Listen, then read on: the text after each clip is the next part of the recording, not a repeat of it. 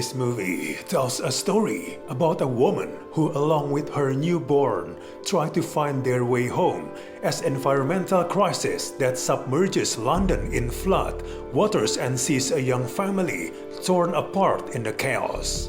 First of all, the acting from the main actress is good. The chemistry between her and other characters is also decent.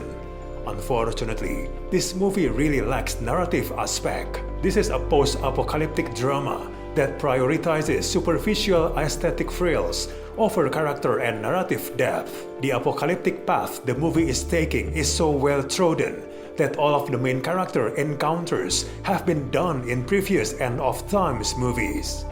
It's relatively easy to predict the path that the movie will follow, as we've seen it all before and much better. The movie tries to explore the spiritual component linked to motherhood.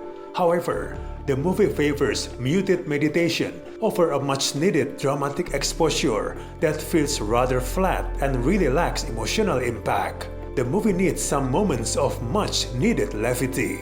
All attempts to establish sympathy with the mother only come from her position as a mother, or flashbacks employed as a crutch whenever the story hits one of its many dead ends. We know very little about the lives of the supporting characters, and such a disconnect makes it hard to feel for their shortcomings. We never get to witness the blood-chilling terror of the flood, nor are we allowed the time to feel for the people whose lives have been so abruptly uprooted. The world feels underdeveloped. No one seems like they are seeking out information in their attempt to survive.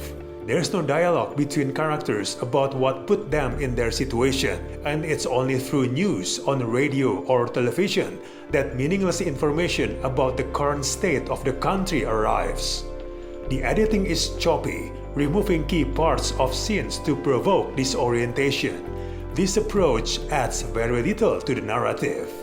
There's no sense of time here, which can sometimes undermine the character's struggle. The movie is also using numerous slow-motion sequences in which natural sound is overwhelmed by mounting electronic music. The story becomes meandering, and the weight of the climate catastrophe is never fully realized. The movie is disappointingly surface level when it comes to environmentalist messages. The climate crisis serves more as a background plot device than an equally important issue to be studied and taken seriously. Overall, it's not really worth to watch this in theaters. Just wait on your streaming service.